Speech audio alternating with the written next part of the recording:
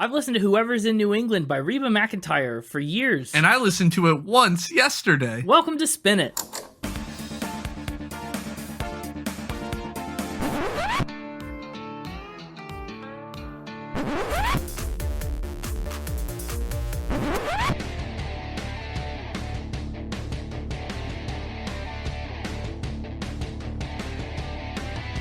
Hello, everybody, and welcome back to Spin It, the record-ranking podcast for people who would rather be listening to music. I'm James, and with me is Connor. Coming at you live from New England. Are you? That'd be fun if we could do that and, record on location. Yeah, I'm not, but whoever's in New England, they should do that. Yeah, they should. That's exciting. Yeah, this week we're talking about a single mom who works 2 jobs, loves her kids, never stops, with gentle hands and the heart of a fighter. It's Reba McEntire. That's good. That kind of rhymes, too. She's a survivor. She's a survivor. But can she survive our ratings? Only time will tell. Yeah, we'll see what scores she ends up with. Did you watch Reba? Have you seen all of Reba? All of it? No, but I've seen a lot. I don't even know if I could say a lot of it. I've seen a reasonable chunk. Okay, yeah, you've seen it on. You know, the basic I premise. know Reba. You've seen several episodes. It's a great show. You should watch it. I've seen a lot of it. I couldn't tell you how much of it there is, so I couldn't tell you if I've seen most of it. But it really is great. Quite entertaining. There's 6 seasons of Reba. Okay. I don't know how much of that do you think you've seen? Oh, I don't know. Probably I've seen 4 dozen episodes. It's not a lot. Well, I guess not. That's probably 2 full seasons. That's a third of it, at least. Hey, and,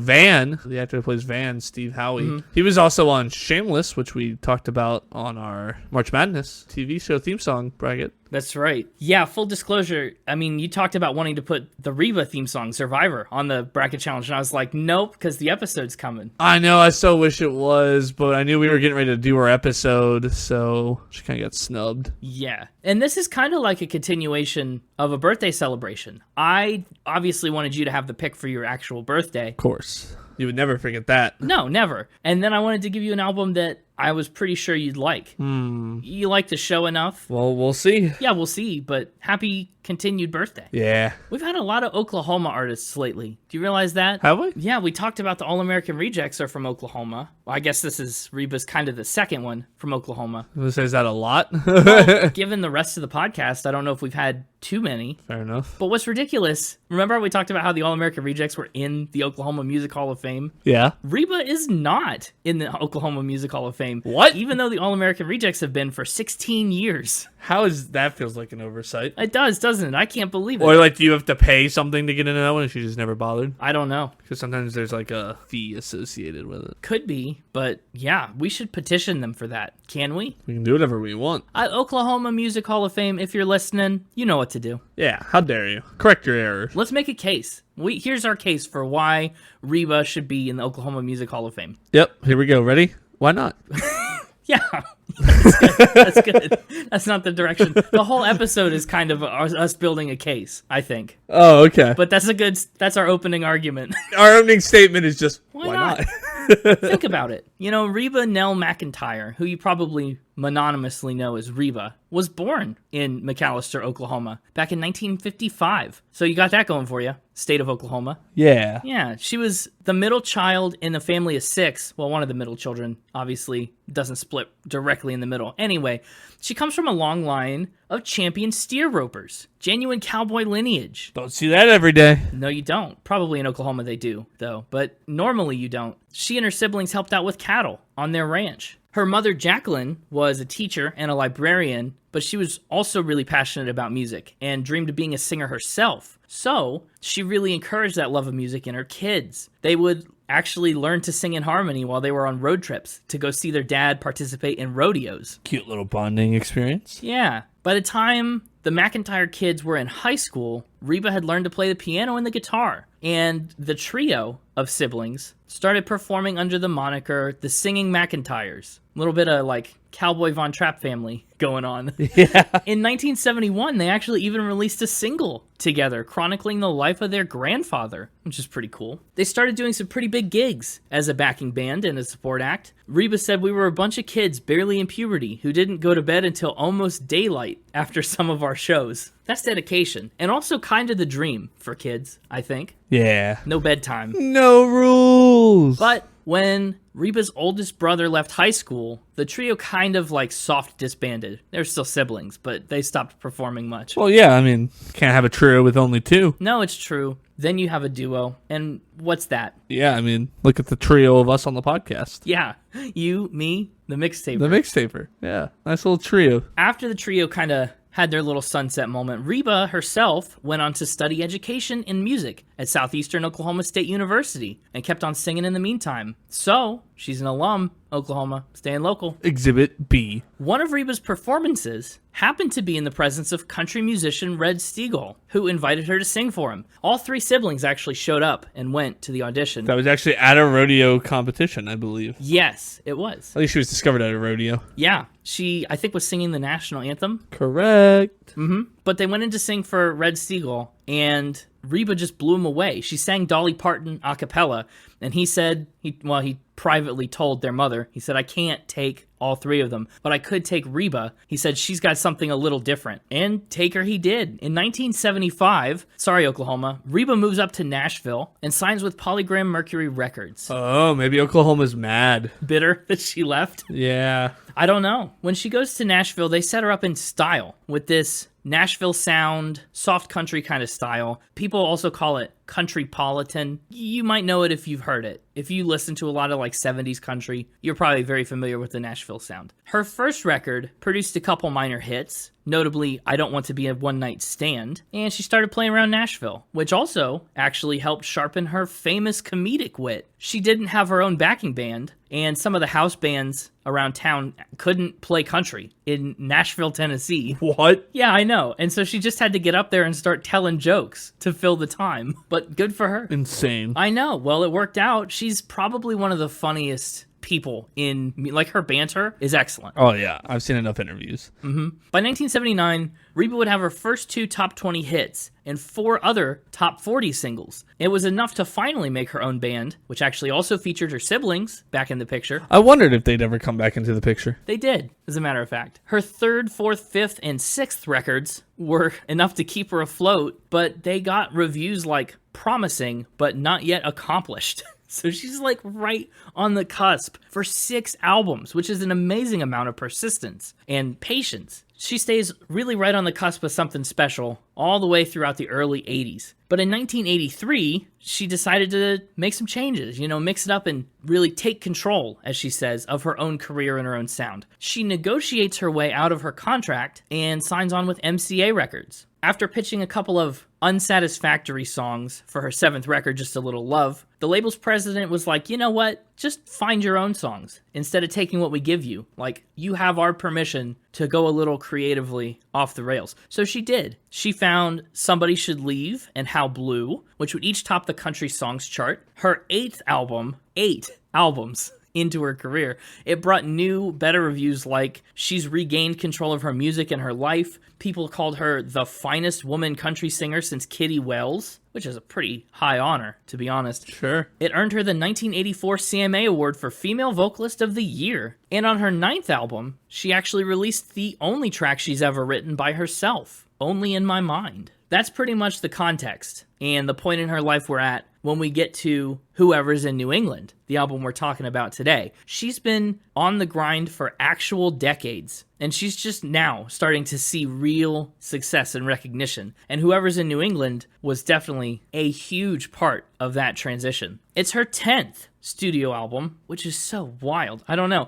It was recorded in the latter days of 1985 and was released on February 10th, 1986. Whoever's in New England is pretty much her breakout hit. Notably, it hit number 1 on the country albums chart, a first for Reba, and its 2 singles, Little Rock and the title track, also hit number 1. It led to Reba being named CMA Entertainer of the Year in '86, which is no small feat. That is the honor of honors that the CMA gives out. The album also earned her very first Grammy at the 29th Grammy Awards, her first of 3 wins and 17 nominations in her career. Today, Whoever's in New England has been certified platinum for selling over 1 million copies, and she's not much of a songwriter in particular. She's another of those country musicians who relies a lot on outside songwriting. So, whoever's in New England doesn't get a bonus point for her writing these 10 tracks. And maybe I guess that's why the Oklahoma Music Hall of Fame has been holdouts. Maybe it's about songwriting. Maybe. I don't know. Either way, there are still some huge hits on here. But from that point on, after whoever's in New England, Reba is a star. She starts to become a household name, certainly one of the biggest names in country. Her stage show started to grow. Her albums started to get a lot more traction. She launched an acting career. In 1989, she actually landed her very first role alongside Kevin Bacon in the movie Tremors.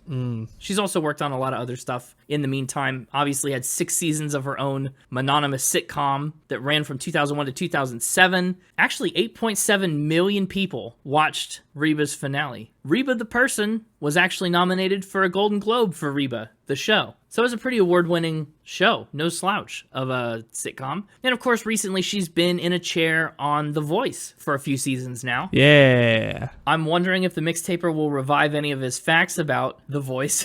We've had a couple of voice hit and runs in the past, but who knows? Anyway, to date, Reba has put out a whopping 32 studio albums.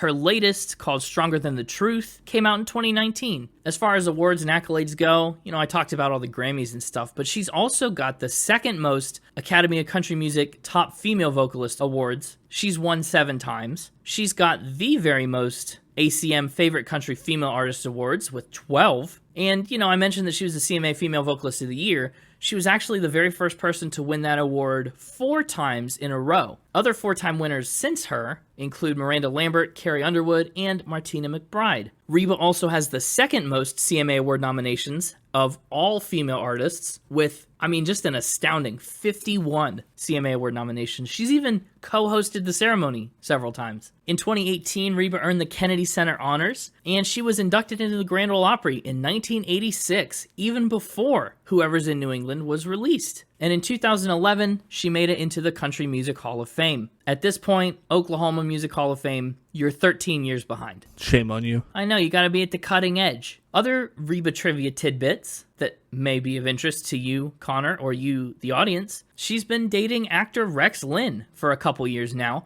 I know, Connor, you know him as Kevin on Better Call Saul. Kevin Wachtel. Mm-hmm. He's also on Young Sheldon. He's in Lethal Weapon. Yep. He was in Django. Yep. Really successful actor. Pretty cool. She's also taken on 18 major headlining tours, as well as co-tours with big names like Brooks and Dunn, who we talked about in episode 111, Martina McBride, George Strait from episode 116, Kelly Clarkson, Brad Paisley. Mac and Mac. Mac and Mac, Reba McEntire and Martina McBride. Yeah. Maybe that's, I don't know, but what if that's what they called the tour? Call it the Eminem tour. They get sued for that, unless it was sponsored by M&M's. I think you could get M&M's to sponsor an Eminem tour. Maybe. Also, you could go the route of like a mac and cheese sort of thing. You lost me. Mac truck. Oh, Mac trucks. Yeah, that, I guess. Macaroons. You think just macaroons generally? Like the food group? Yeah, macaroons. The food group will. I guess it's not a food group. Like the general classification of the pastry, dessert. Of dessert. Yeah. Yeah. Anyway, on that note, I think it's time for some Fact or Spin. How about you? Already? You know it. Look at the time. I know. Time to bring in our star witness, the Mixtaper. Our star witness to plead his case before the Oklahoma Music Hall of Fame. Yeah, I bet they didn't know all the things that he's about to tell us. He's a character witness. He's sure a character. Can confirm. Get in here. Hey, it's me, the Mixtaper. Hello, Mixtaper. I swear to tell the whole truth, nothing but the truth, and except for the stuff that's a spin. Okay. Yeah, I think that's kind of what you do every week. I promise everything I say here before the spin at court shall either be a fact or a spin. No deviation. I'll keep that in mind. That's really reassuring. All rise, the dishonorable me presiding. The dishonorable dastard. Well, you're not presiding, you're a witness. I'm the one that has to judge. Oh, I'm both witness and judge. You're the jury. Oh, okay. Well, I feel like... I don't know what's happening. I've lost the thread. Let's just get into it. Yeah, let's. Coming down the spin at red carpet, we've got a star-studded event here. Oh, really? Of who's who of the Fact or Spin universe. Uh-oh. Coming down the red carpet. Wait, that doesn't mean a lot of repeats, right? A lot of interesting information to be had. Oh, no. Which star would you like to see first? Show me the plain hat. She caused someone to lose their seat to a hat. No way. You're lying. You're kidding, right? It's not... No, I'm not kidding at all. Wait, really, the plain hat? Yeah. Not kidding at all. I'm so excited. I can't wait for this to be true. So, in the past, you've said that the artist has given up their seat on a plane to someone else who's flying a hat. I've said it a couple different ways, but yeah. You have. Yeah, and in this case, you're saying... I would say this one's had the most deviation from fact to fact compared to our other returnees. Yeah, that's true. Previous times this fact came up, the first was in episode 42, Gabrielle Aplin lost a seat on a plane to a hat. Radiohead, Tom York lost his seat on a plane to a hat in episode 53. Then, a long gap, Beyonce in episode 96. Beyonce stole someone's seat on a plane with a hat. And this is its fourth time back. Indeed. So Reba's the one with the big fancy hat. Is she flying with it or sending it on a journey without her? She's flying with it. Okay. What kind of hat is it? Talking cowboy hat? 10-gallon? Indeed, cowboy hat.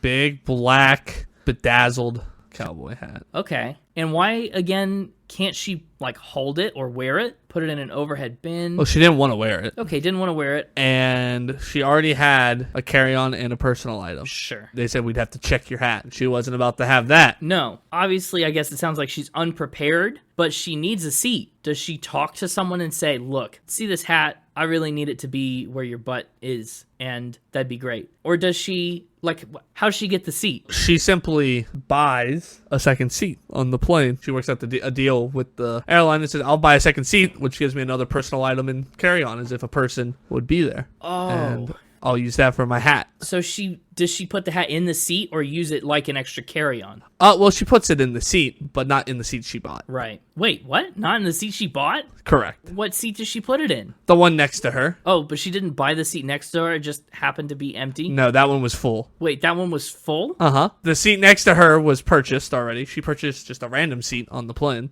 Okay. And caused someone to move? And then once boarding the plane, convinces the person sitting next to her to switch seats with her hat. To switch seats with the empty hat seat. She says that the person was quite lovely about the whole situation and was more than willing to move for her hat. My brain, I'm so used to post 9/11 travel, just buying another seat on the plane at the gate feels so foreign, so impossible. I know, right? But it's totally, she was around well before that. So I think that's definitely feasible. But what you're saying is nobody really lost their spot on the flight. Like in the past. Not on the flight, just lost their seat. People have been kicked off the flight for this hat. But this one's just that they had to move seats. It's a little more believable. Where was she flying? Don't know. Okay. I think this is not true. Not true? This is a spin? No, I think this one's a spin. Here's why. Reba's a cowgirl. We talked about it. She worked on a ranch. I feel like the cowboy hat is such low-hanging fruit. It's like one of her iconic hats. What are you talking about? Well, I know, but it is, but that's exactly why you put the plain fact here. Because she has an iconic cowboy hat and a look that I'd be like, oh yeah, of course Reba would fly with the cowboy hat. Right. Just as a counter argument, I don't really care one way or the other. Sounds like your mind's already made up. But you realize that in order for me to have found this fact, it's probably about somebody with an iconic hat. Well, that's true. Well, but to remind you, the original iteration of this fact was that the artist lost their seat because of a hat. So you would have had to change it initially and the second time. Might have. Beyonce's the first one that kicked someone out with the hat. And that was 100 episodes in. Well, and the other thing about it is, I'm just trying to gauge how far in advance you foresaw Reba. Because you've said since the very beginning it's about an artist so big we can't miss them. Yep. And, Reba definitely fits that bill. You knew about Reba beforehand. Sure. But if you're bringing back a lot of facts, I think this one's a spin. Okay. Or, it could be true because you're bringing back a lot of facts. Oh. And you wanted to disguise this one. Last chance. It's a spin. I think it's coming back up again. This can't be the end of the plain hat saga. This is a spin. Oh, yeah. Good. See, Oklahoma Hall of Fame board. Reba would never kick somebody out of a seat for a hat. Let her in. No, she's courteous. Reba, does have an iconic black bedazzled cowboy hat. Of course. I would guess she's got an established, safe way to travel with it. Sure. And also, she probably doesn't mind wearing it. Which red carpet returnee would you like to interview next? Show me the Santana worm. She has a worm named after her. Gosh, this is the worst. That is awesome. So I don't remember what the Santana worm was called because it was just fake, and I dumped it out of my brain immediately. Dang. What episode was Santana? 101. 101, really? That long ago? Yeah. Honestly, I don't remember. I didn't apparently write down whatever BS way I named it. See? You dumped it out of your brain too. Yeah, that one was a spin, but this one, I'm telling you, it's true. So what's Reba's worm? Is it a worm? I guess Santana just had an animal named after him. It is a worm. Reba's got a worm. What's it called? The Reboid. Reboid? Spell it. Reboid. Okay. When was it discovered? Yeah, it was discovered during a casting call in 1990. During, sorry, a casting call? Yeah. What? Is Reba being cast to play a worm? No. Okay. She's being cast to fight worms. Fight worms. Named after her. Whoa. Why is she fighting worms? Because they're attacking Right. Yeah. Great. Yeah. Sure. What are they attacking? the town. Which town? What media is she in? She's in the 1990 movie Tremors alongside Kevin Alongside Bacon. Kevin Bacon. Yeah. Okay. I don't know anything Yep. about the movie Tremors. That's great. Yeah, giant worms attacking. Have you seen any of the trailers for Dune? Yeah, I have. Think the giant worm that they ride in the trailer, but evil and attacking a western city. Okay. Tremors is a 1990 American western themed monster horror comedy film. And she gets the role. She fights the worm. And this is in the movie. Like, I could watch Tremors right now and see a Reboid. Yeah. I mean, it wasn't called a Reboid in the first movie, but yeah. What? What's it called? Do they name it? Well, it's not really named. They're just like, giant monster worm. Ah. Okay. Why do they call it a Reboid? Tremors has since had like a ton of like spin-offs and sequels. It's like a whole cult monster franchise. Sure. And in one of the later movies, after it got bigger, they revealed the name of the giant worm, the scientific name, of the worm, to be a Reboid in honor of Reba McEntire, who was one of the stars in the first one. In fact, Tremors 5 apparently came out in 2015. Oh, actually, hang on, there might have been one even more recent. Oh, in 2018, a direct-to-video horror monster film called Tremors: A Cold Day in Hell, also known as Tremors 6. Was released and had one as well. So as recent as 2018, you could have seen one of these. Wow. But as they were expanding the universe, they eventually released a bunch of information about the Reboid. And apparently its scientific name is Reboid. Reboid McEntirus. If that would be a good secondary word for that. It's a little on the nose. So the full classification is, so it's a Reboid, and its classification is Animalia bilitaria, Cephalopoda coleoidea, Catarrhus americana. That's like its classification. Yeah, I think this actually is a little more believable than perhaps a real worm being named after Reba.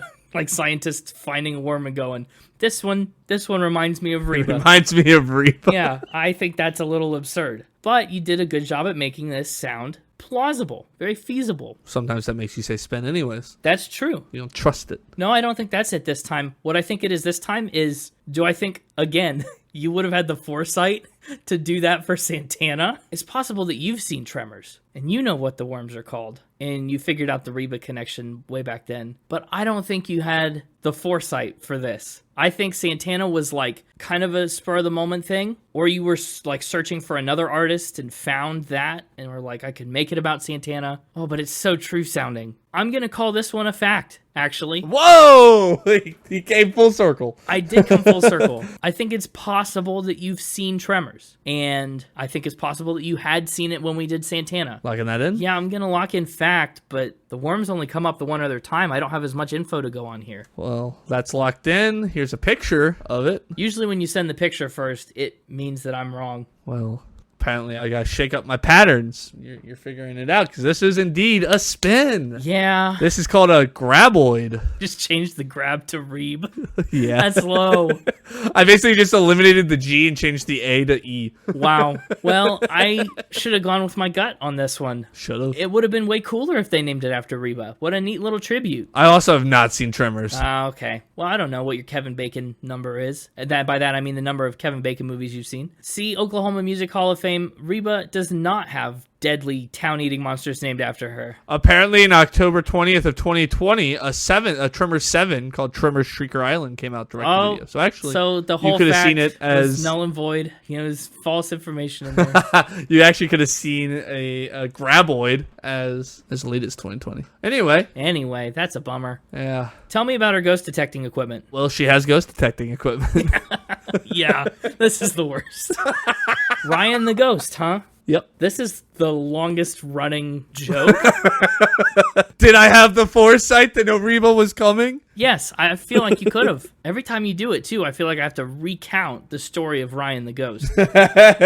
He's had many incarnations. Yeah, it started in the same episode as The Plain Hat. Actually, episode 42 with Gabrielle Aplin. Then, and you just keep lying about it, Ice Nine Kills had ghost detecting equipment in episode 66. Bob Dylan in episode 61 thought he heard a ghost dog, which was somehow different than a regular dog. Elton John didn't own ghost detecting equipment in episode 70. In the 90s singles, you lied about someone owning ghost detecting equipment. Jukebox the Ghost didn't own ghost detecting equipment, but that one was fairly, again, on the nose. Taylor Swift doesn't own ghost detecting equipment. And now Reba. Why is Reba hunting a ghost? Well, she's been haunted by one. Okay, what kind of a ghost? Friendly? Mean? Pepper? What? What? Ghost peppers. Oh, Pepper. Gotcha. That threw me so hard. I was like, what? Yeah, no, her childhood home ranch was haunted by Ryan the Ghost. Okay, Ryan the Ranch Ghost. Yeah, Ryan the Cowboy. Sure. How do they know? How does it manifest itself? Is it moving stuff? Is it moaning in the night? Is it causing chills in the air? Reba said that it would come to her when she was trying to sleep and make noises in her bedroom. Oh. Okay, so when she was young, I feel like she left. I mean, we talked about she moved to Nashville in the 70s. She's like a teenager. When does she get ghost detecting equipment? Well, when the ghost follows her to Nashville.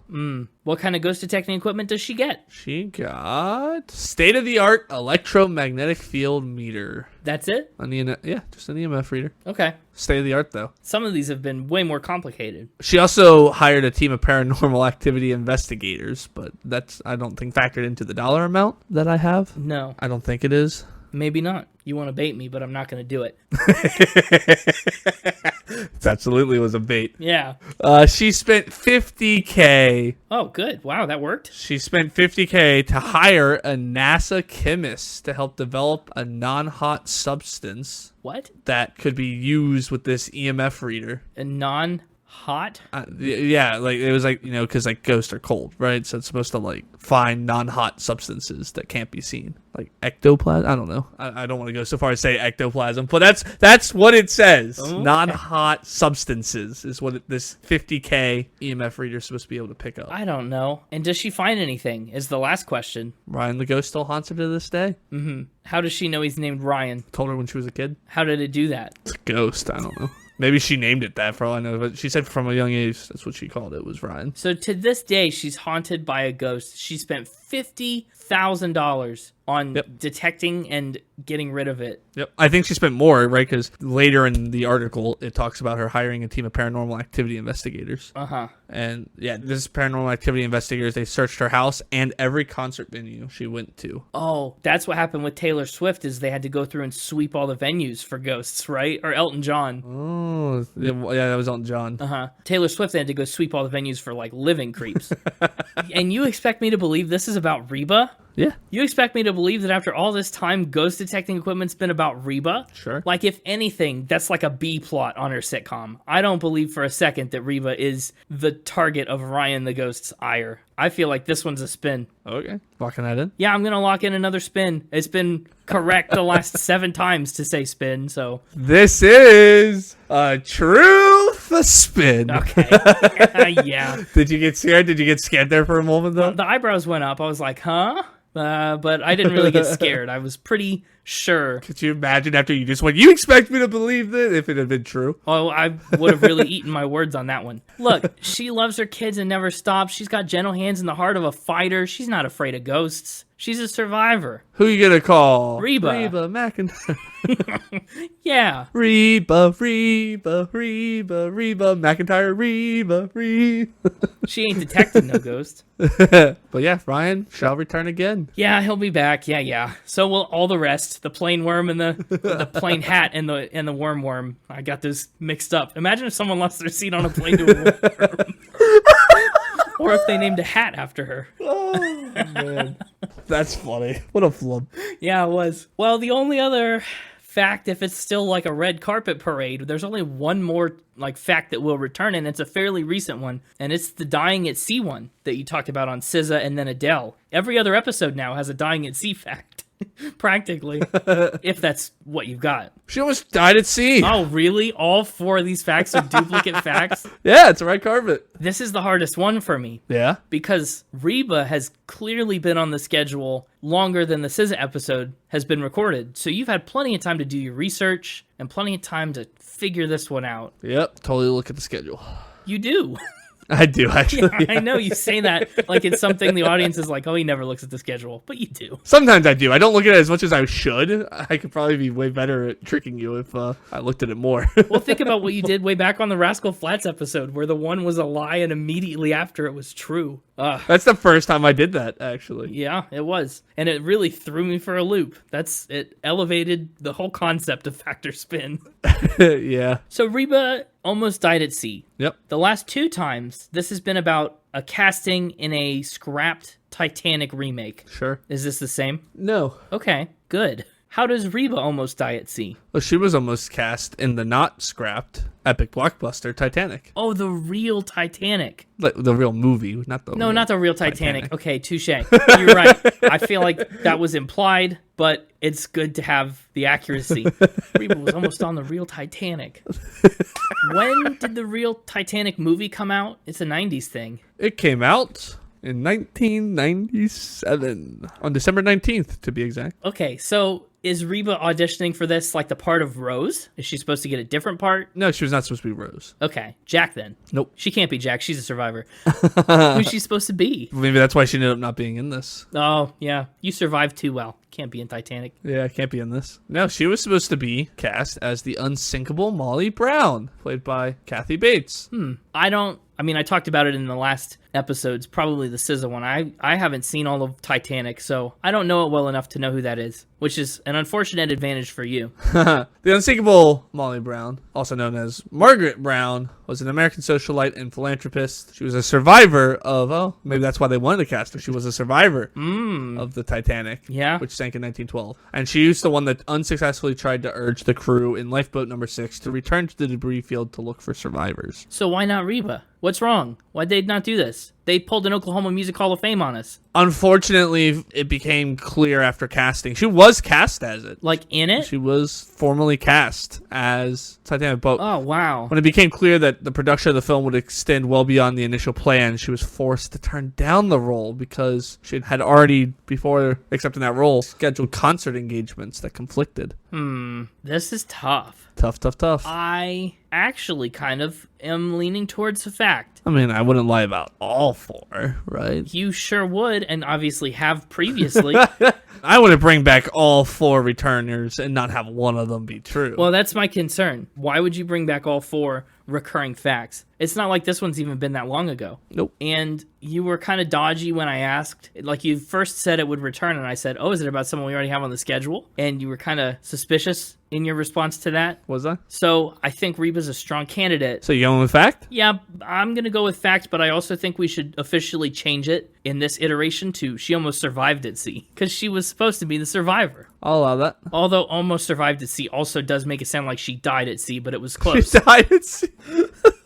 Makes it kind of funny. Yeah, it does. But the survivor thing, she sings the song Survivor. Obviously, you'd put it with a character who's a survivor. Factor spin? Need an answer. And this isn't a remake. This is the original Titanic. Yeah, I think this is a spin. Spin? Whoa! I'm going back on it. I think you just said all these to say them. Dang. And I think this one's also a lie. Lock that in? I would like to lock in spin. I'm going down with the ship on this one. This is a true fact. I was right. I was right, but I was wrong. Dang it. The first returning fact to reach its conclusion. Also the youngest. Yeah, really. Wow. It had a 4-episode arc. Well, 5. 5-episode arc. And one of them was a B-side. Kathy Bates and Reba actually did team up later in 2006 in the 2006 adaptation of Charlotte's Web. That's right. Lending their voices to Betsy and Bitsy. Yes, she's a goose. It's Kathy Bates and Reba. So this is a fact. Reba was cast in Titanic and then turned it down. This is a fact. Yeah, I had to turn it down, unfortunately. Wow, I'm amazed. I should have known this was true. The Survivor thing was nice and suspicious. That really was kind of the nail in the coffin for this. Yeah.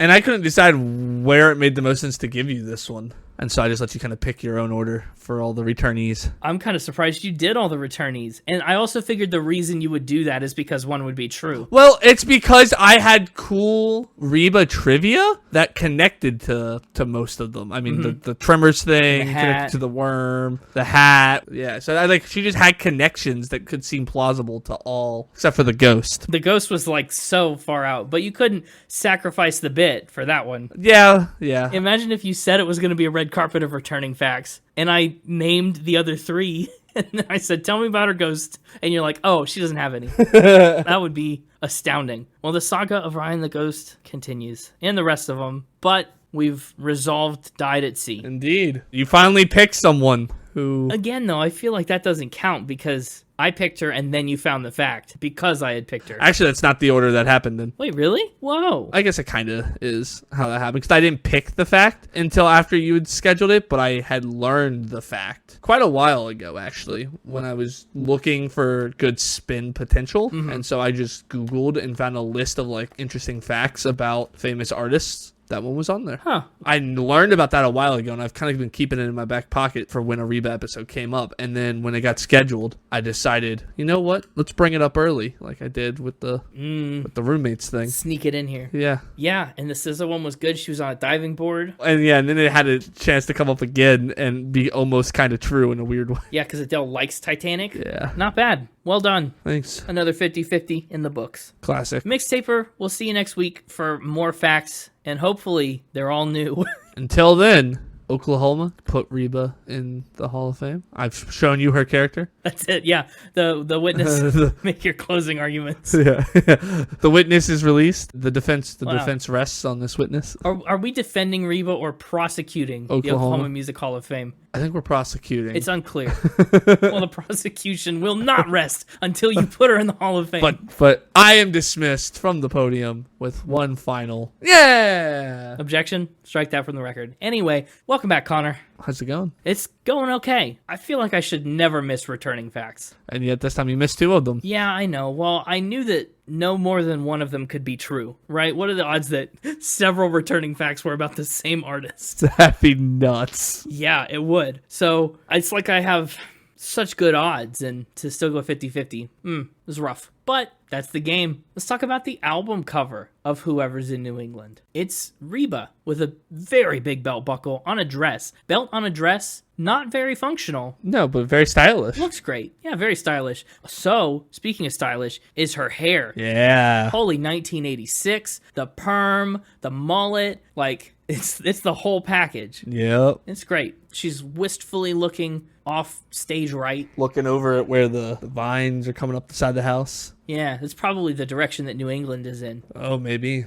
Be a smart place to look. Yeah, I suppose it would. It's fine. I don't know. I actually honestly think it's kind of better than most country album covers in the mid to late 80s. I was going to say for its time, I think this was perfect. Yeah, for now it feels a little maybe dated, but yeah, honestly, I think it's a good match for the songs. And I mean, country in general, a lot of the times just puts pictures of a close-up of the face of the artist on their album. Yeah. So at least this is like full body and... It's true. My biggest complaint is the stupid color they picked for the album title. Yes. How it blends perfectly into this wood. The color itself would be okay if one of two things happened. It was as big as the name Reba, because then it doesn't blend in with the house. Uh-huh. Or it just wasn't lined up being split by the siding, right? If it was like on the beam and not on the seam of a piece of siding, like it'd be way more legible. Yeah, beams not seams. Come on, MCA. And then the other one is the black text that's also kind of being split by it above Reba that is hard to make out. It's so tiny. What? Where are you looking? You don't see that? No. You don't see above the name Reba, the black text? Above of the name Reba? Yeah, above the name Reba. Where it says Whoever's in New England? Yeah, that's so hard to read. It's so tiny and black. That's what I've been talking about. What are you talking about? Oh, I was talking about her last name. Oh, no, I have no trouble with that. It's yellow. That's fine. Yeah, no, but it's still hard to read because it's being split. But it is still silly that they put it right on the same. Yeah. Yeah, right. The same things still apply, but it also applies to both of them. Yeah. I was looking above, like, actual Reba. I was like, there's no text there, and what would it even say? It's off-center? Like, You had me very scared. Yeah, when I said above Reba, I see how you got confused. yeah, because it's not really black. It's more of like a brown color that matches that board perfectly. It looks like whoever's Reba. It looks like what it says from afar. Yeah. Whoever's Reba McEntire. It says whoever Reba, because I can't make out the word McIntyre. I mean, if I like get a zoom in on the picture, like on my monitor here, right, I can like make it out because it's nice and blown up. Yeah. Well, nobody in 1986 was looking at their monitors. And like, if you look at like the Spotify, like when you pull up the album and it's like really tiny up in the upper left, right, like you can't make out anything but the word Reba. No, well, that's frankly all you need to make out. Yeah. Well, let's talk about the tracks on Whoever's in New England. We got 10 of them, and boy, oh boy, are they country. Listen, I can't stop now. No, you can't stop now. We've only just begun. But up first is Can't Stop Now. What a high energy track. One of my favorites on the album right off the bat because I just love the jump start that it gives you. It does. It hits the ground at 60 miles an hour. It's already going. Top speed. Mm-hmm. That's true. It doesn't need to accelerate at all. It's already there. Full gas, no brakes. Yeah. And it can't stop now. The brake line has been cut. There's no stopping. Yeah. I really love just that plucky kind of string instrument style. To not only Can't Stop Now, but to most of the whole album that's not slow ballads. There's a lot of good steel guitar. I was just about to say. Took the words right out of your mouth and put them in my own. Gross. And then spat them out to the audience. Those words were in my mouth. Why would you put them in yours? I also really love a lot of the vocal harmony on Can't Stop Now. It sounds excellent. It kind of contributes just to the overall atmosphere of it. Reba didn't write the song. It's by Gary Nicholson and Wendy Waldman. But what a classic. Also, fun fact, on the entire album, her brother, Pake McEntire, Pake, P-A-K-E, is credited with some backing vocals. You said Pake, and I immediately went to Patty Cake. Yeah, it's short for Patty Cake.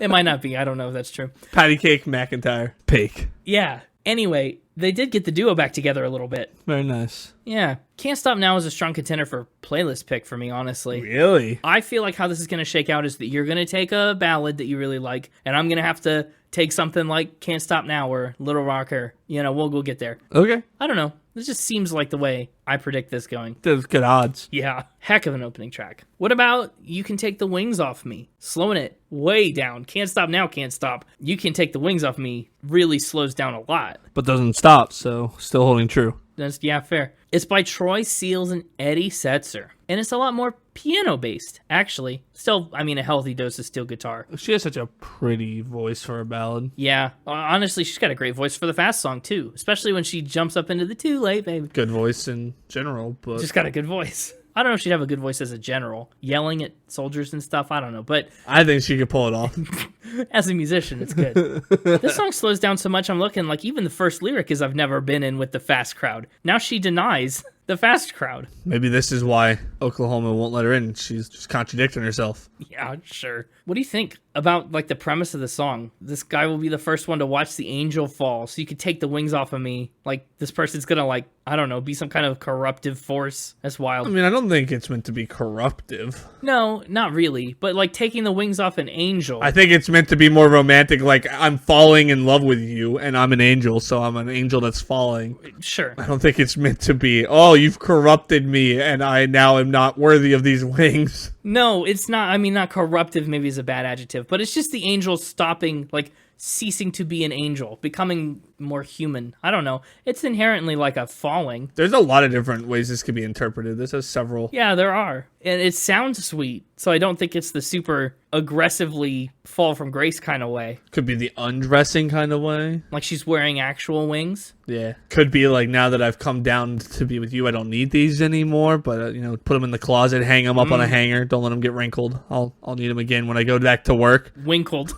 Winkled. It's like her uniform for when she goes to angel work. Oh, like she's going to put the wings back on Yeah. later. It's just a temporary thing. Yeah, like in the morning when she goes back into angel work. Like, yeah, she does lay him down carefully. Yeah, I don't know. It's a great question. Angel work. Goes back into angel work. The commute. Ridiculous. It's such a short song. But it's very pretty. It is very pretty. Actually, I think a lot of the songs on this album are short. I mean, short content-wise. 2 verses, couple choruses. Length-wise, it's actually the second longest song on the album, which I think is really interesting. You know, Can't Stop Now feels like it goes by in a hurry. You Can Take the Wings Off Me kind of indulges a little bit and goes really slow. Yeah. And then we get the absolute icon. Title track! Yeah, Whoever's in New England. Now, actually, so I was familiar with Reba from the TV show and like as a famous country singer until I heard Whoever's in New England. I don't know if I could have named you a Reba song other than Survivor from the TV show. Oh, okay. I'm about to say, what?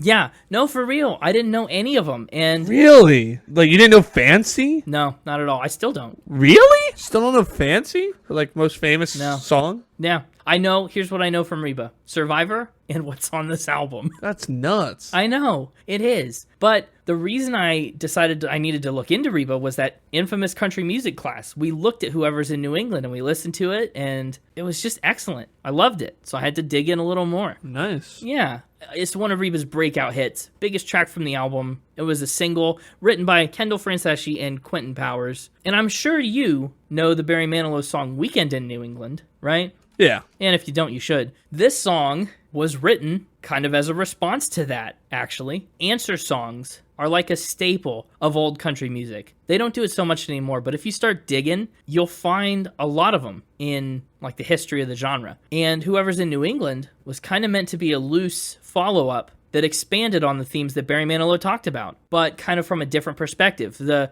point of view of a scorned lover, instead of this wistful guy wanting to go back to New England for a romantic fling. When can I hold you? When can I touch you again? This one's kind of the other side of that. Wow, like, look at who you're hurting and leaving behind when you go. It came out in January of 1986, and by May, Weekend in New England hit number 1 on the charts. You made me watch the music video for this right before we started, and I can't get it out of my head. I know, it was a mistake to watch the music video because it's never going to leave my head when I listen to the song now. It actually was Reba's first ever music video. It was filmed on location at a couple different historic sites in Boston, including the Trinity Church and the John Hancock Tower, but it is a little bit melodramatic, ridiculous, dated. I don't know how you want to call it. It was fun. I like the little snowball fight that this guy got into with his mistress. I think this song is too forgiving, if I'm honest. Well, do we have confirmation he actually cheated? Or is he just flirting with this girl, and then, like, when he's in the airport, he realizes, wait, I've got a loving wife waiting for me? Well, that's the other thing, too. On one hand, I feel like it's too forgiving, and if he is cheating, drop him like he's hot, right? Yeah. But then, also, we don't really have anything beyond her speculation and the fact that he goes to New England a lot. Yeah. All she says is, you just spend a lot of time in Massachusetts. Like, you must have some girl up there waiting for you, huh? Yeah. It's all just conjecture. But I do love the way that they kind of leverage that suspicion into some of these lines. Each time duty calls, you got to give it all you got with all your heart. Like, that's clever. This whole second verse about winter up north and blinding snow that causes you to leave the world you left behind. Well, and what's interesting is, I'm trying to think through the lyrics. I need to pull them up real fast and look through. Is it just the music video that's biasing us to think that it's him cheating with a woman? Well, because whoever doesn't apply to him, maybe could just be his boss in New England. you know, that's a great point, too. Whoever you're going to New England for is done with you. I'll be waiting for you to come on home. That's I've never interpreted it as anything but cheating because it's so strongly implied. But you're right, it could just be he's very busy at work. Maybe she doesn't suspect him of cheating and she's just really implying it. I mean, is she really? I mean, No, because she says in the first verse, it's very evident. Business must be booming, or could something else be moving in the air up there? it's true. She does say that. She puts it out there right away. But really, other than that, you're right. There's not much evidence that she's even suspicious on a, like, literal level. But she does give him a place to come back to all the time. And, I think that's very emblematic of the philosophy then as well. yeah, that's true. It is 30 years old. In the 80s, it was all, 40. Oh, it's 40 years old. yeah. In the 80s, I got the traveling husband that works all the time, and I'm the supportive housewife. That was like the sentiment, I guess. Yeah. Best part of the music video is the kitchen and the spiral staircase she has in her house. Awesome. I wish I had a spiral staircase in my apartment. I don't know where it would go. I wish I had a second floor.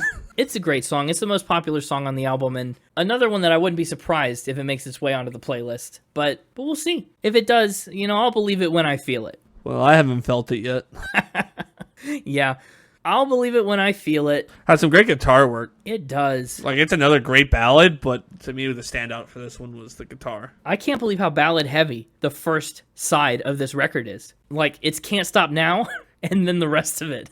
And then the second side is Little Rock, but I mean, at least it kind of picks up with One Thin Dime again. Very ballad heavy record, but I'll believe it when I feel it. It's by Chris Waters, Tom Shapiro, and Bucky Jones. And it's a clever twist of believing it when you see it. I like it because she's, gone through the end of this relationship and everyone tells her, oh, you'll find someone else, like plenty of fish in the sea. He's not worth it. There's someone better. And she's like, I don't believe it. Like, it's hard to wrap my mind around that from where I'm sitting right now, but I will believe it when I feel it. If that's the thing I experience again, I'll believe it, which is kind of silly because, of course, then it's already true. But you get the point. I think it's just such a clever way to express that sentiment. Actually, I guess one thing I didn't mention in Weekend in New England is the synth. It feels very 80s because we didn't talk about that. No, but it's got that synth behind it. I'll believe it when I feel it. It's like a good bounce back from that, I think. Synth country is always just such an interesting beast. I also think Believe It When I Feel It's a good blend of piano and guitar. We kind of had one or the other in the last couple songs, and this one's a mix, right in the middle. Fair enough. I like the call and response style of the guitar. Follows those vocals really nicely. Anyway, we'll believe it when we feel it. And until then, I've seen better days. Yeah, I've seen better days. You guessed it, another ballad. A long one. This is the longest song on the album. But it's still only 3 minutes 55, so, going back to 2 episodes ago, it's really not that long. Yeah, I know. Whew. It's true. Half the length of some of those. I think I've Seen Better Days ends up being a little forgettable. It's good when I listen to it, but yeah, like, it didn't leave an impression. I think because it's, the 4th ballad in a row. Yeah, we've been steeped in it so far, and this doesn't really change anything. It's slower than all the rest of them. Can't Stop Now. No. Too many ballads in a row. Can't Stop Now. Oops, all ballads. Oh, gosh. That should be a contender for the name of Connor's Hippin' and Hoppin' album. Oops, all ballads. Yeah. I think it's the slowest. Melodically, it has the least, motion to it. And it's the longest. It just feels like everything's kind of working against Better Days. Fair enough. Like, what does it even mean? I've seen better days when the rain was pouring down and he had his loving arms wrapped around me. Is she saying that that's the better day, or has she seen better days than that? Yeah, no, I think she's saying that because the verse is all about things being nice, right? Yeah, things are good. Oh, but the day itself is crappier, but the rainy days on those crappy days because he's not out working or doing whatever, he's just inside with his loving arms wrapped around in New England around her, right? So even though it's kind of clever in the sense that the day itself, the weather's worse, but it's a nicer day. That's true. Yeah, I read into the second verse and I got there about the same time you said it. All the kids are out to play, lollipops and good times. They look so much like mine, but he's taken mine away. That's the line that clicked it, which is funny because that line doesn't feel like it should be the linchpin that's holding this whole song together. Yeah. But we're finally up to another upbeat song, Little Rock. Holy crap. We sure are. If Whoever's in New England is the song that got me to check out Reba in the first place, Little Rock is the song that sold me on her. Okay. Wow. I love Little Rock. It rocks. It's the second of the record's 2 singles. This one spent a week on the Hot Country Singles chart in the US when it came out. So this makes Reba's second number 1. Her first 2 number 1s came from this album. I can't believe you didn't know Little Rock either. That's another one that I'm surprised you didn't know before hearing this album. Nope, had no idea what I was missing. This is the one that I was anticipating you would pick for the playlist. It's probably my highest likelihood of being picked. Yes. I love the pun. It's kind of, you read the title and you're like, oh, is this about that city in Arkansas? Right? It's kind of a head fake because no, it's not about that. It's actually the exact opposite of Whoever's in New England, where, well, there's varying opinions, right? I've always thought of it as an infidelity song. She's kind of the unfaithful lover, slipping off her wedding ring as this marriage is crumbling and falling apart.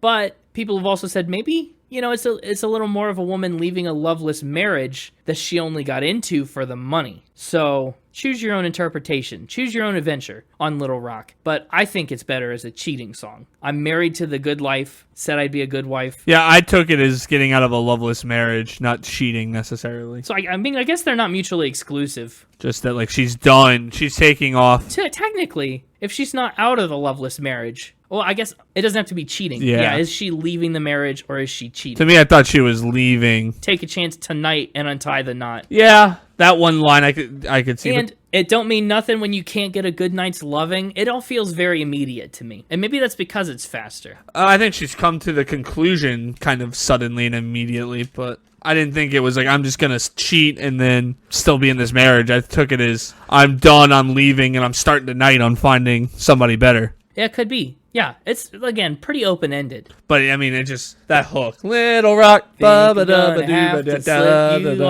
know. Yep. I love it. The guitar part at the beginning is fantastic. I think everything about this song is perfect, actually. I think start to end, it's 3 minutes and 7 seconds. It's a really tight song.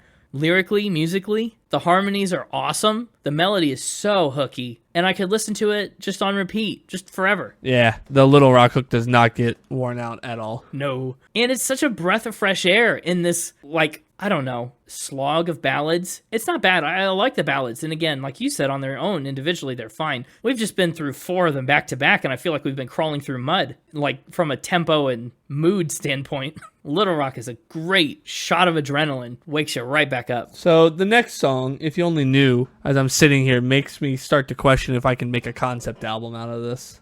Yeah. First of all, absolutely, definitely another pump the brakes kind of moment. Sure. The whole song starts from the perspective of what seems like a friend. Standing at the door. That's what friends are for. Expect me to be supportive because that's what friends are for or whatever. Yeah. And whatnot. And she's like, what did he do this time to set you off? And if you only knew what single girls go through or whatever. So it's like, it could be like, hey, Little Rock, I've decided I'm one out of this marriage and I want to go find something better. And she's left and gone to stay with a friend who's like, what's he done now? Are you sure you want to do this?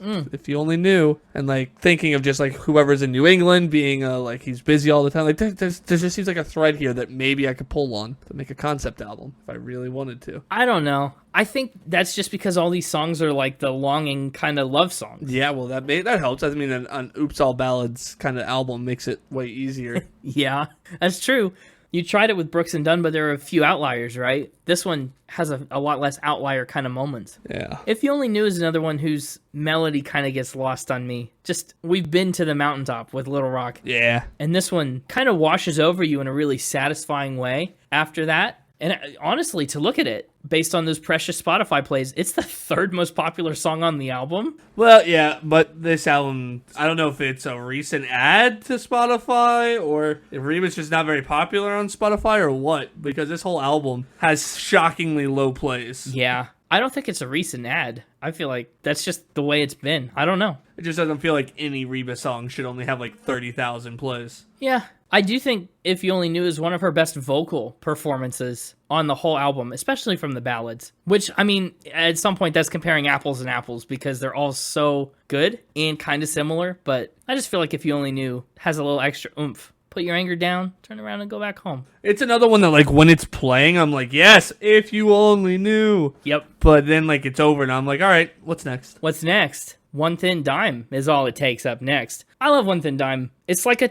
Toy Story kind of song, right? Sounds like Woody's Roundup, the fiddles. It sounds like something George Strait would release. I like One Thin Dime a lot. That's like my bread and butter of this era of country music. By Jackson Leap and Michael P. Heaney. And it's about a person who walks out on her, and yet again, I think she's just too nice. This person's leaving, she can't convince him to stay, but she's like getting ready to kind of tell him off. There's something you should know. If you find out that I'm the one you still need, it feels like she's gearing up to say, don't bother. But she tells him, one thin dime is all it takes, right? Get to a payphone. These arms of mine are always open. You can call me anytime.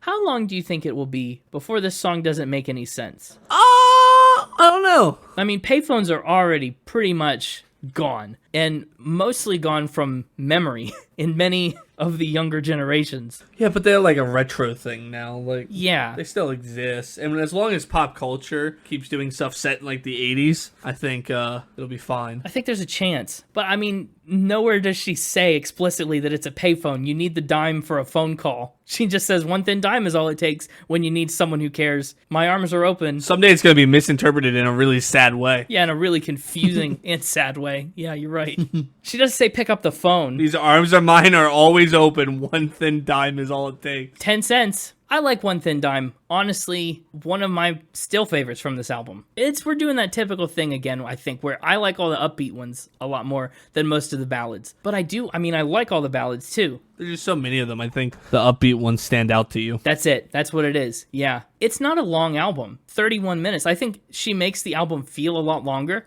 with the tempos and the songs that she includes. I'm not surprised this was a breakout hit. So many of these songs are stellar songs. I just feel like I'm getting slow blitzed. And the next part of the slow blitz is Don't Touch Me There, track number 9. This one was also written by Michael Heaney. Reba's version of Don't Touch Me There, I think, was the first one released, but it never charted. I think it was maybe overshadowed in popularity by Charlie McClain's version when her album came out a year later in 1987. That version made it up to number 20 on the country songs chart. It's a really curious kind of song. She basically tells this person, you can hold my hands, you can kiss my lips, you can lay your head on my shoulder, maybe even get a little bolder, etc. But when it comes to my heart, you can't touch my heart. It's kind of like a What's Love Got to Do with It, but countryfied. Last time I gave my heart so sweetly, it broke. He broke it so completely, and even now, it's more than I can bear. Now someday I know I'll try again someday. How's that sound in the song? What's that lyric actually delivered as? Because that's a horrible... Hold on. Yeah, it's not great. But also you see One Thin Dime, sorry to jump back, Oh yeah, go for it. is all it's going to take. Like, kind of fits like she left the dude in Little Rock, been out trying to find something, but now she's thinking she might want him back in One Thin Dime. A phone? You're still concepting. Yeah, sorry. And the guy in Little Rock is so rich that One Thin Dime is like nothing to him. So is Don't Touch Me There in that paradigm of a concept album about her leaving a loveless marriage? Is this about her heart being broken from the loveless marriage? And she's talking to someone new? Or is it loveless marriage guy returning? And she's saying, look, you also can't love me. It's a loveless marriage. I'm going to keep it that way. No touching my heart. I think it's a different person. Okay. I think that makes the most sense. I think it's a different person. She's like, don't touch me there because, I'm not ready to let myself love again, right? Yeah. But then she does get touched there, either by him or by someone else later on before the final track. The wings come off. And the final track, to make that same mistake again, is kind of the exact midpoint between a ballad and something more upbeat. Mm-hmm. It's this little, classic country kind of, not shuffle, but you'd know it if you heard it. It's honestly such a good concept. I love that it starts with the chorus, and the whole hook of it is, if loving him too much is why I lost him in the end, I hope I can live long enough to make that same mistake again. Yeah, I've learned from my mistakes and I've grown as a person, but I'm going to continue to love deeply, even though it hurt, because it was worth it for the experience. It's structurally such an interesting song because it doesn't really have any verses. We kind of just move very seamlessly through all the parts of it. Yeah. And it's the album's shortest song, too, by a couple seconds. I'm glad to see the steel guitar come back on this one. I'm officially locking it in. Concept album. You're going to lock it in? Really? It's a concept album. Okay, I can't wait to hear you talk through it. Are you going to talk through it in final spin? Sure. Okay, let's do it. Let's do a final spin. For me, I like this album. Really do. I don't know if I have much to say about it. You know what I mean? To listen to it, it's a quick listen.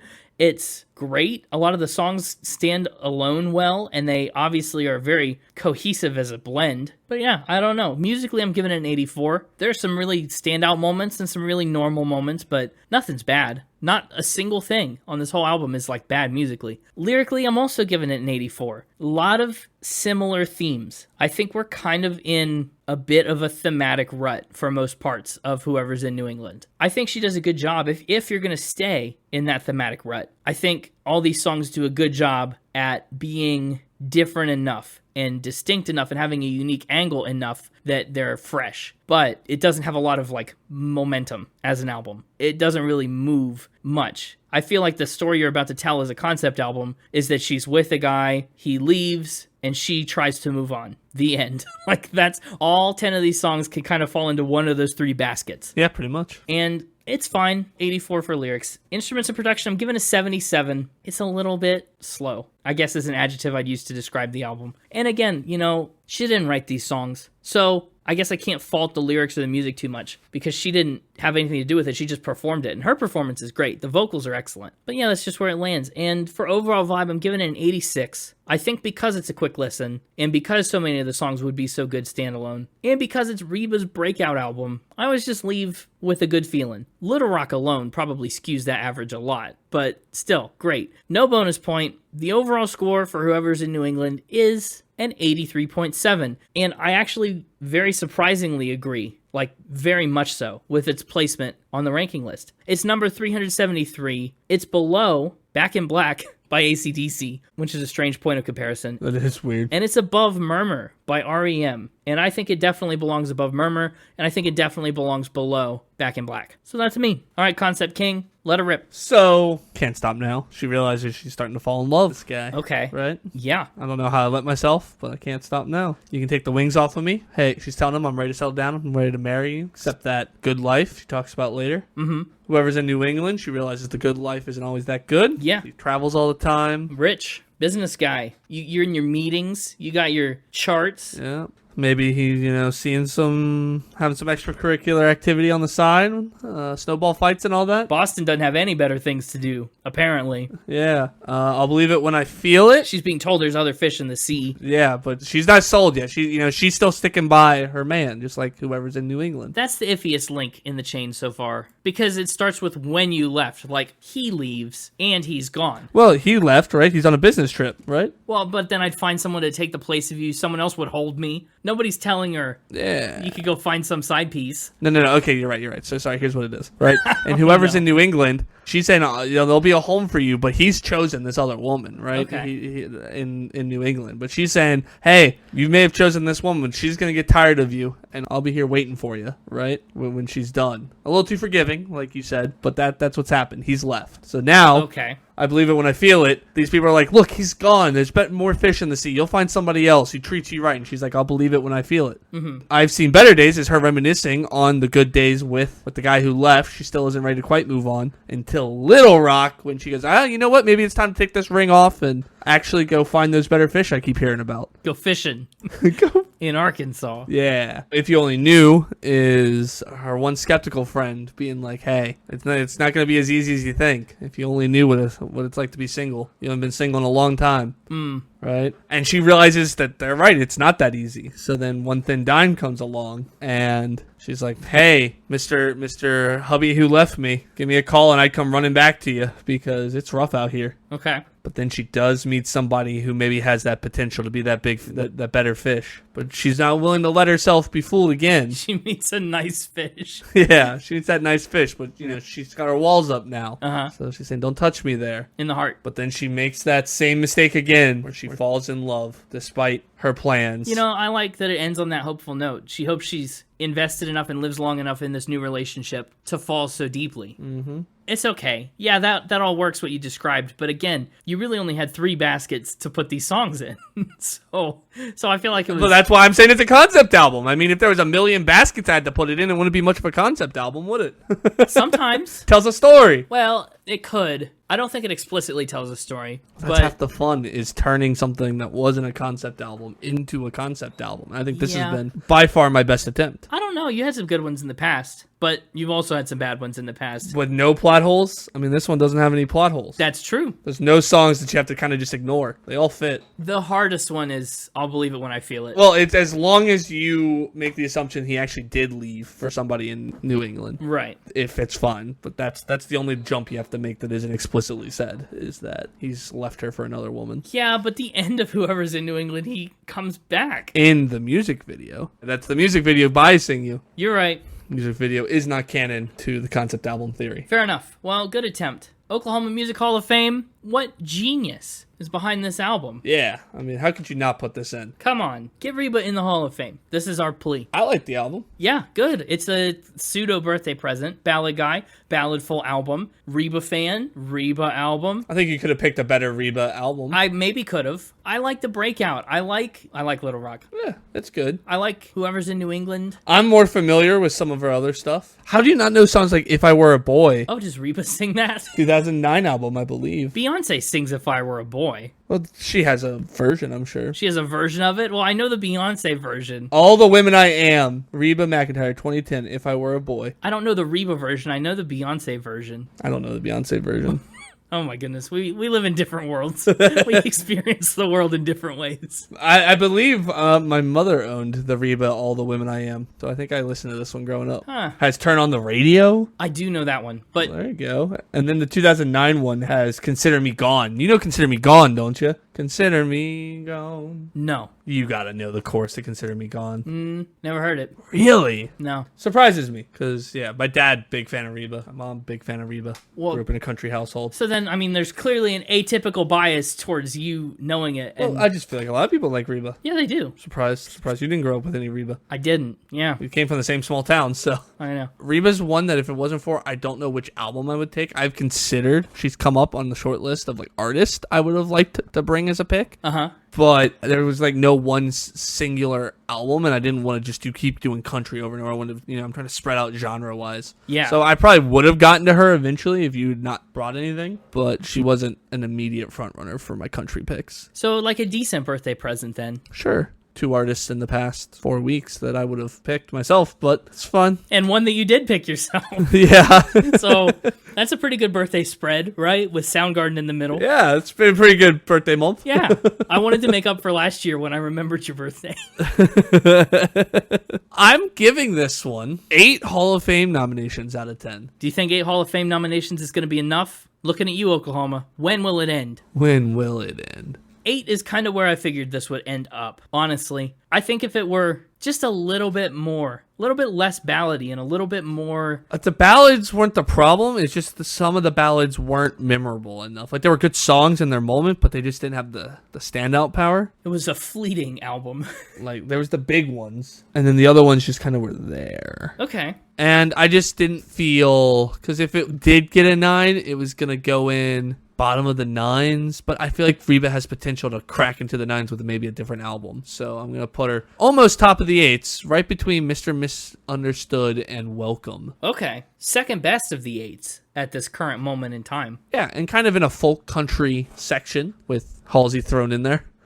Yeah. Halsey doesn't belong in the mix, but yeah, folky country-y. Sure. I think that's respectable. That's a very high score, actually, placement-wise. Yeah. I mean, that's top 40. It No. comes in at number 40 for me. Oh, no, 41, actually, because I forgot I gave it 10. But the one that you gave a 10 was not an album. So You're right. this is a It's top 40 in my album. albums. My top 3 in album order. Honorable mention to Can't Stop Now. Ooh, starting with the honorable mention. You Can Take the Wings Off Me. Whoever's in New England. Nice. And Little Rock. Ooh, the first 3 and the second biggest. Yep. So all those ballads kind of didn't hit that threshold. No, I picked 2 ballads. No, I know, but all the ones that aren't the beginning ones, Can't Stop Now and Little Rock are just great. they really are. And then I picked the 2 bigger ballads, in my opinion. Definitely you did. Well, If You Only Knew seems to be a winner with everyone, and I'll Believe It When I Feel It also seems to be up there, and Don't Touch Me There is also up there. But if they're bigger for you... Yeah, but I think I'm picking from my playlist, taking Whoever's in New England. Okay, who could it be? It's Barry Manilow, Yeah. right? If it's a response song to him, he's the one in New England. The menace. I think your suspicions were pretty correct. After re-listening to this album all the time leading up to this and talking about all these songs, I would regret not taking Little Rock. So it's Little Rock for me. That's good. Those are the 2 I wanted. Not only my favorite song from this album, also my favorite capital of Arkansas. Oh, that's nice. Yeah, what a coincidence. Also, my second favorite size of rock. What's your favorite size? Oh, big rock. Come on. Really? Not like large rock? I mean, those are kind of synonyms. Boulder? No, Boulder is not even quite the same. Chuck through a window size big rock? Yeah, a little rock's just going to bounce right off. Oh, little rock, throw Bouncing you out off the the window, you window. bounce right off. Yeah, there you go. We both were headed there. Yours was better. Well, there you have it. Oklahoma Music Hall of Fame. We've made our case. Now it's your turn. It's ridiculous. Yeah. What's even funnier is we were like, oh, well, maybe it's because she wasn't a songwriter. Maybe it's because she moved to Nashville. No. I looked up the criteria. Ready? Nominee should have been born in Oklahoma, Done. Lived in Oklahoma for part of their life or career. Done. Or operated their musical enterprise out in Oklahoma. Not done. Nominees for the Oklahoma Music Hall of Fame should have demonstrated accomplishments in the field of music nationally. Done. Get in there. Nominees are eligible 20 years after their first musical release or noted first national performance. Done. Non-performers. They're letting non-performers and songwriters and recording and touring musicians in 20 years after their first documented professional music activity. Done. And categories for induction include folk, blues, country, jazz, R&B, rock, pop, hip-hop, rap, Broadway, religious, classical, contemporary, Native American, New Age, Hispanic, instrumentalist, session musician. There's no reason Reba can't be in there. She's so successful that she's not even just like listed as a singer-songwriter. It says multimedia entertainment mogul Reba She's McEntire. the TV show, right? too. I mean, yeah. Well, that's wild. Let's get on it, OMHOF. Anyway, that's going to do it for this episode. Happy birthday to Connor. Happy birthday to Reba. When's her birthday? on Reba Day. Yeah. Oh, Reba's birthday is March 28th, so it's not that far away. Oh, you missed her birthday. I did. Well, better her than you. Next year we'll have to make it up to her.